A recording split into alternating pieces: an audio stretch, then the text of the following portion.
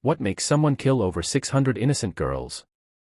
The answer might be the most twisted reason in human history: vanity. In the 1500s in Hungary, there lived one of Europe's most powerful nobles. She was related to kings, owned huge lands, and had hundreds of servants. She had everything money could buy except what she wanted most: to stay young forever. So she decided to take it by force. For over 20 years, this woman hurt and killed young girls. She thought their blood held the secret to stopping time itself. Her servants helped her, her castle became a place of murder, and her victims became parts in history's most horrible beauty routine. She thought she could live forever by bathing in virgin blood. Her name was Elizabeth Bathory, and she almost got away with becoming Europe's most twisted serial killer. Elizabeth Bathory was born rich in 1560, but her childhood was far from normal. The Bathory family was Hungarian royalty with a dark past. They were known for being cruel, for making evil plans, and for having unstable minds. Several family members had already earned names as mean rulers who enjoyed hurting their people. Being horrible was the family business. Young Elizabeth grew up in a castle surrounded by luxury and violence. Her family didn't just rule their lands, they scared them. Public killings were fun. Torture was justice, and being cruel was seen as being strong. The Bathorys took brutality to a whole new level. At age 11, Elizabeth was promised to Ferenc Nadasdy, a Hungarian military leader known as the Black Knight. But here's where things get disturbing. Even as a child, Elizabeth was already showing signs of her future brutality. She would watch executions with interest, studying the faces of dying prisoners with a focus that upset even tough soldiers.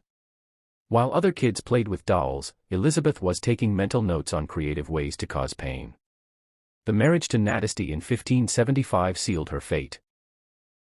He was often away fighting wars, leaving Elizabeth alone in their remote castle with unlimited power over hundreds of servants and peasants. Nadasdy himself was known for his battlefield cruelty. He would stick captured enemies on spikes and leave them to die slowly. Some historians think he taught Elizabeth new torture methods during his brief visits home. What a romantic couple, right? Most newlyweds share recipes. These two shared methods of causing maximum pain. But Elizabeth wasn't just learning from her husband.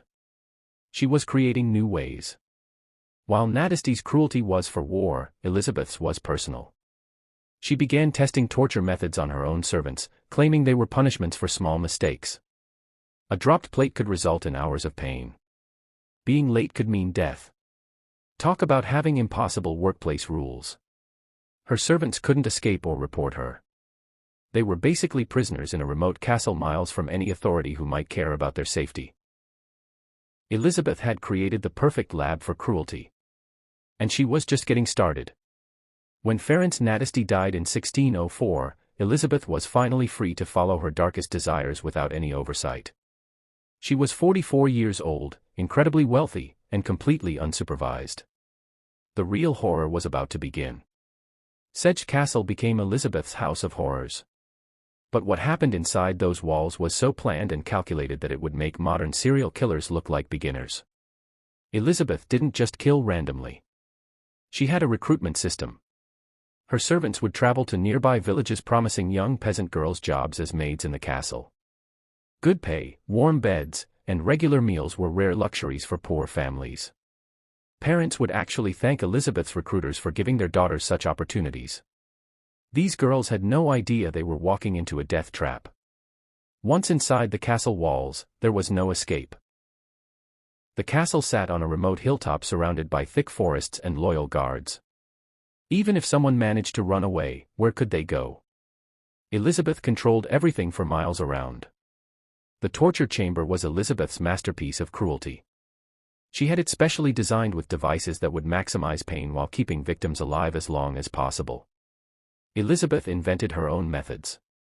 She would force girls to stand naked in the snow until they froze, then pour boiling water over their bodies to watch their skin peel off. Elizabeth was methodical. She kept detailed records of her victims, noting their ages, where they came from, and which torture methods worked best. She was studying pain the way other scholars studied math. The blood ritual started small. Elizabeth noticed that when she struck a servant and drew blood, the skin where the blood touched seemed softer. Whether this was real or imagined didn't matter. Elizabeth became obsessed with the idea that young blood could restore her youth. She began collecting it in bathtubs, convinced she had discovered the fountain of youth. Her inner circle of servants became willing helpers. They helped Elizabeth torture and kill, either from fear or because they genuinely enjoyed the cruelty. They would help drain the blood, dispose of bodies, and recruit new victims. Elizabeth had created a murder factory with herself as the CEO of carnage.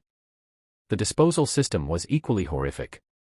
Bodies were buried in the castle grounds, thrown into nearby rivers, or simply left in the surrounding forest for wolves.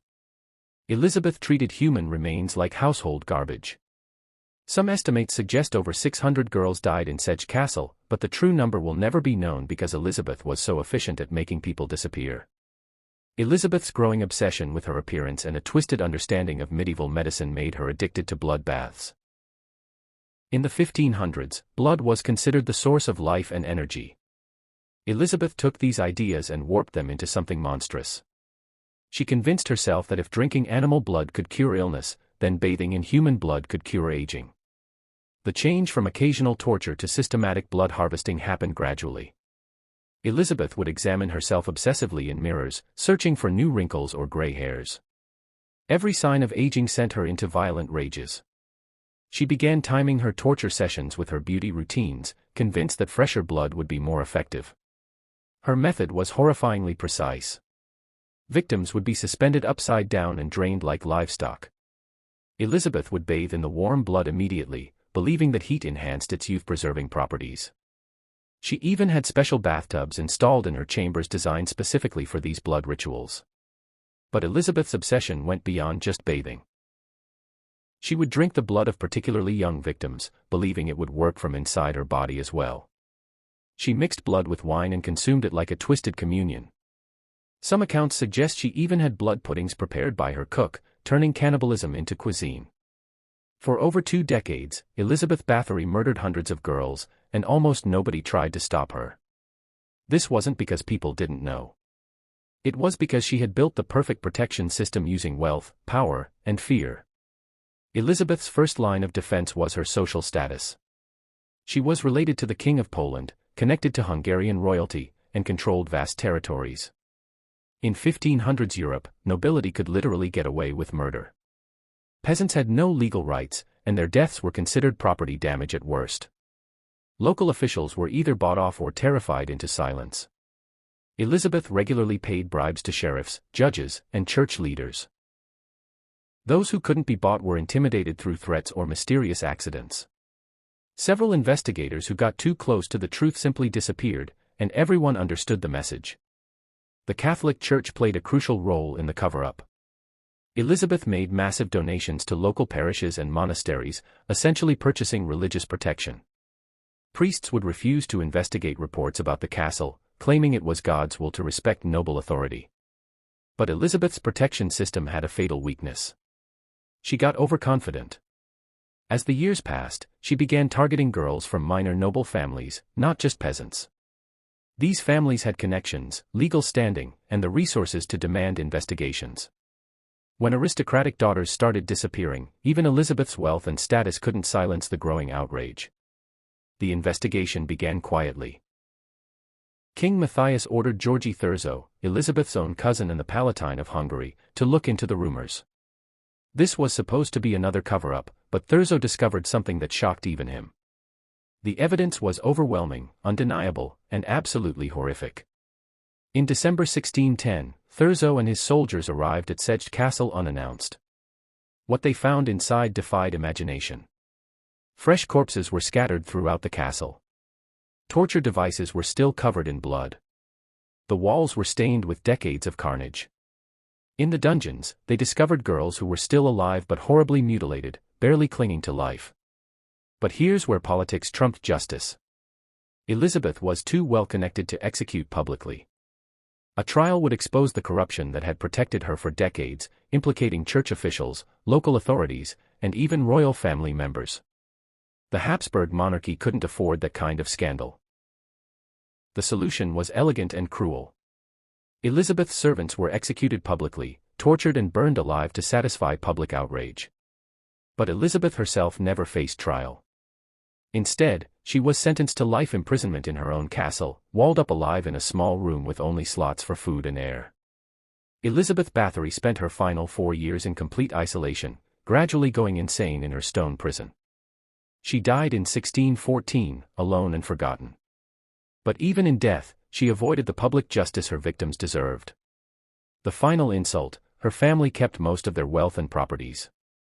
The Bathory name survived while the names of her hundreds of victims were lost to history. The Blood Countess became the template for every vampire legend that followed, inspiring centuries of horror stories about aristocrats who fed on human blood to maintain eternal youth. But beyond the fictional monster she inspired, Elizabeth's real legacy is far more disturbing.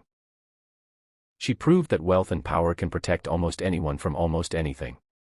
For over 2 decades, hundreds of girls died horrible deaths while authorities looked the other way. And the systems that enabled her crimes barely changed after her death. The most chilling aspect of Elizabeth Bathory's story isn't the bloodbaths or the torture chambers. It's how normal it seemed to everyone around her. The next time you hear about powerful people escaping consequences for their crimes, remember Elizabeth Bathory. Some things haven't changed as much as we'd like to think. History has a way of repeating itself, especially when we forget its darkest lessons. What other historical monsters have been hiding in plain sight? The shocking truths that powerful people tried to bury forever continue to surface, reminding us that evil often wears a mask of respectability.